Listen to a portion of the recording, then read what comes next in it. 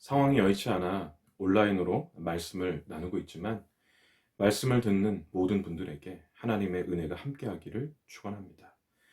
혹 이 말씀을 듣기 전에 기도하지 않으셨다면 잠시 영상을 멈추시고 말씀을 통해서 하나님께서 은혜를 주시기를, 또 하나님께서 이 시간 영광을 받으시기를 기도하시면 좋겠습니다. 지난주 하박국 1장, 하박국의 기도와 하나님의 응답을 통해 성숙한 기도가 무엇인지 살펴보았습니다. 성숙한 기도는 왜 하나님께서 우리의 생각과 다르게 응답하시는지 그 뜻을 깨닫는 것입니다. 어떤 응답에도 하나님의 선하심을 의심하지 않는 것입니다. 잠잠히 기다리며 기도하는 것입니다. 하박국도 하나님의 선하신 뜻을 깨닫기 위해 잠잠히 기다리며 기도하는 것이 성숙한 기도인 걸 알고 있었을 것입니다. 그러나 그의 조국 유다의 상황은 잠잠히 기다리며 기도하기 어려웠습니다. 바벨론의 위협으로 유다는 점점 황폐해져 가고 있었습니다. 이 상황을 17절에서는 무화과 나무가 무성하지 못하고 포도나무에 열매가 없고 감람나무에 소출이 없고 밭에 먹을 것이 없고 우리의 양이 없는 상황이라고 했습니다. 어떤 소망도 가질 수 없는 절망적이고 비참한 현실이라는 겁니다. 하박국은 조국 유다의 이 절망적이고 비참한 현실을 보면서 이렇게 말했습니다. 오늘 본문은 아니지만 함께 읽어보겠습니다. 하박국 3장 16절입니다. 내가 들었으므로 내 창자가 흔들렸고 그 목소리로 말미암아 내 입술이 떨렸도다. 무리가 우리를 치러 올라오는 환난 날을 내가 기다림으로 썩이는 것이 내 뼈에 들어왔으며 내 몸은 내 처소에 떨리는도다. 창자가 흔들리고 입술이 떨리고 뼈가 썩어 들어가는 것 같고 몸이 부르르 떨린다는 것은 매우 두렵다는 것입니다. 물론 이러한 상황이 유다의 죄로 인한 결과이지만 이러한 현실을 허락하신 분, 곧 바벨론의 위협을 허락하신 분이 하나님이시기 때문에 하박국은 더 두려웠습니다. 유다의 현실만큼이나 하박국도 절망적이고 비참했을 것입니다. 만약 여러분들이 하박국과 같은 상황이라면 어떨 것 같습니까? 어떤 소망도 가질 수 없는 절망적이고 비참한 현실을 마주하고 있다면 어떨 것 같습니까? 18절입니다.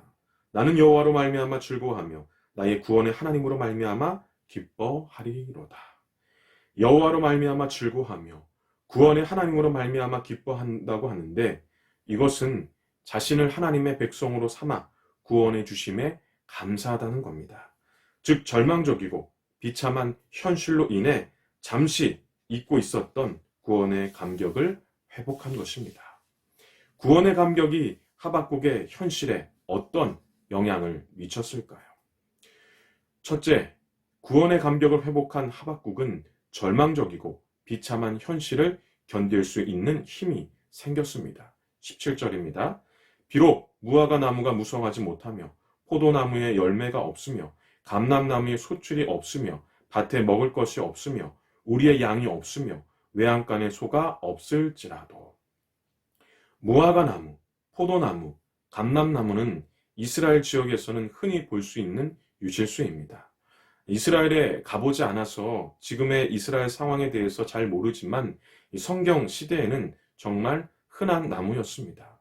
이 나무의 열매는 식용으로만 사용되는 것이 아니라 치료, 잔치, 제의적 목적으로 사용되었습니다.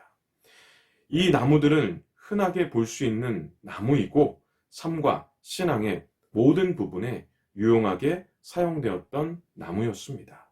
그러므로 이 무화과 나무, 포도나무, 감람나무에서 열매를 얻을 수 없다는 것은 앞서 살펴본 것처럼 절망적이고 비참한 현실을 마주했다는 것입니다.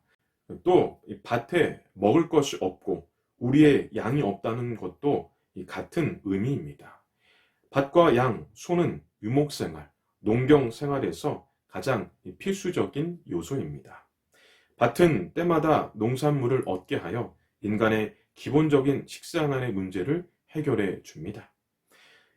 양, 소를 통해서는 맛있는 고기뿐만 아니라 몸을 보호해주는 의복과 이불을 얻을 수 있습니다. 그러므로 이 밭에 먹을 것이 없고 우리의 양과 소가 없다는 것도 절망적이고 비참한 현실을 마주했다는 것입니다. 한마디로 삶과 신앙을 포함한 모든 부분에서 소망이 없다는 것입니다. 그런데 구원의 감격을 회복한 하박국은 이 모든 것이 없을지라도 라고 했습니다. 이것은 괜찮다는 겁니다. 견딜 수 있다는 겁니다.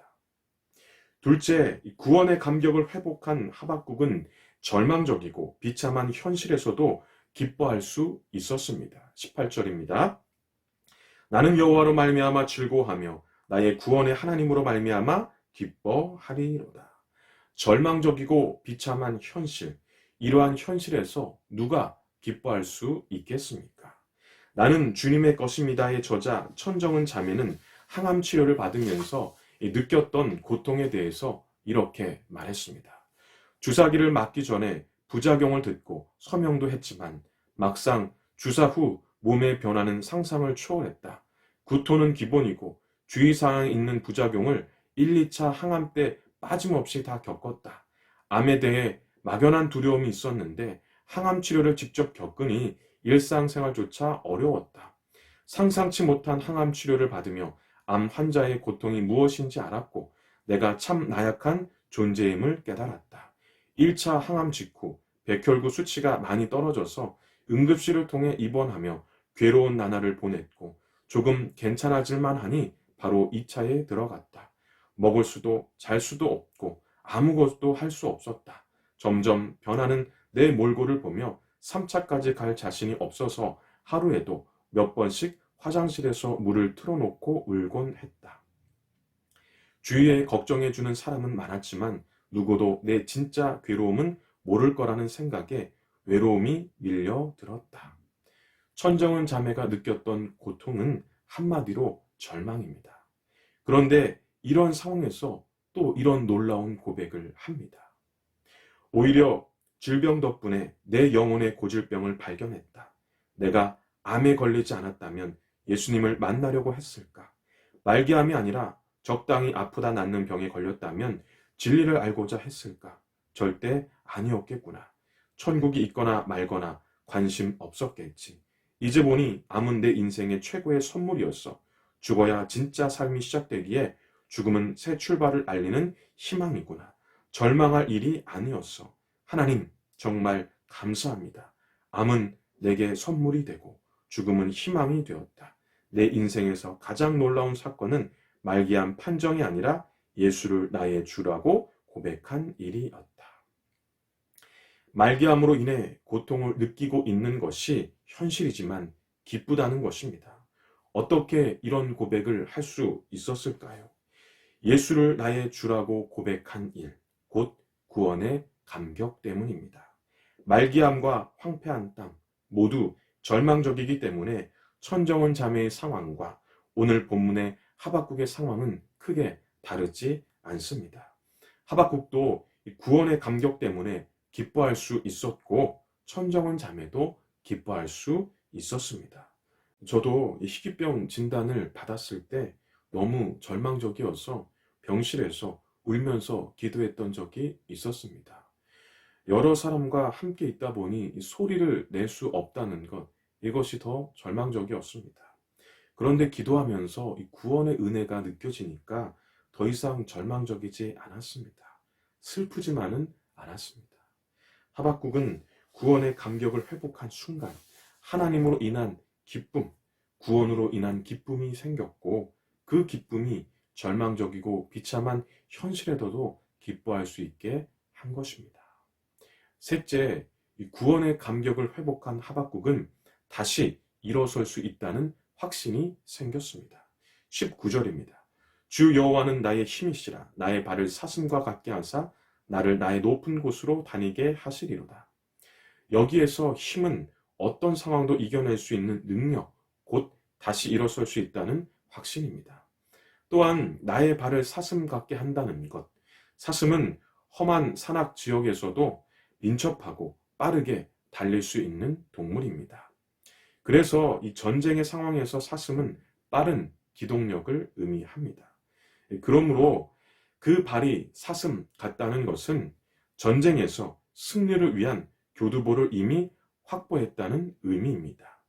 교두보를 확보했다는 것은 전쟁을 승리로 이끌 수 있는 기회가 생긴 것입니다.